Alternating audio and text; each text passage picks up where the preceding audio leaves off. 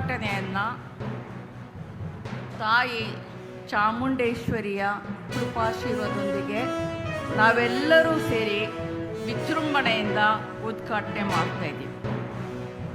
ನಾನು ಈಗಾಗಲೇ ಒಂದು ಸಂದರ್ಶನದಲ್ಲಿ ಹೇಳಿದ್ದೆ, ನನ್ನ ಗೆಳತಿ ಒಬ್ಬರು ನನ್ನ ಬುಕ್ಕರ್ ಸಂದರ್ಭದಲ್ಲಿ ಚಾಮುಂಡೇಶ್ವರಿ ದೇವಸ್ಥಾನಕ್ಕೆ ನನ್ನನ್ನು ಕರ್ಕೊಂಡು ಬರ್ತೀನಿ ಅಂತ ಹರಕೆ ಹೊತ್ತಿದ್ರು.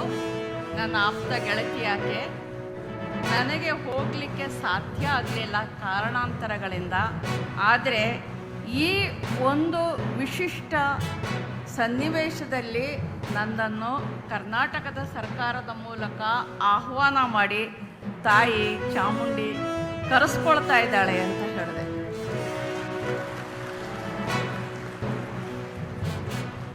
ಈ ವಿಷಯದಲ್ಲಿ ಬೇಕಾದಷ್ಟು ಏರುಪೇರುಗಳು, ಬೇಕಾದಷ್ಟು ಎಲ್ಲ ರೀತಿಯ ಒಂದು ಚಾರಿತ್ರಿಕ ಸನ್ನಿವೇಶಗಳು ಉತ್ಪನ್ನ ಆದರೂ ಕೂಡ ತಾಯಿ ಚಾಮುಂಡಿ ನನ್ನನ್ನು ಕರ್ಸ್ಕೊಂಡಿದ್ದಾಳೆ. ನಾನು ಈಗ ತಾನೇ ಆಕೆಯ ಸನ್ನಿಧಿಯಿಂದ ನಿಮ್ಮೆಲ್ಲರ ಎದುರಿಗೆ ಬಂದು ನಿಂತಿದ್ದೀನಿ.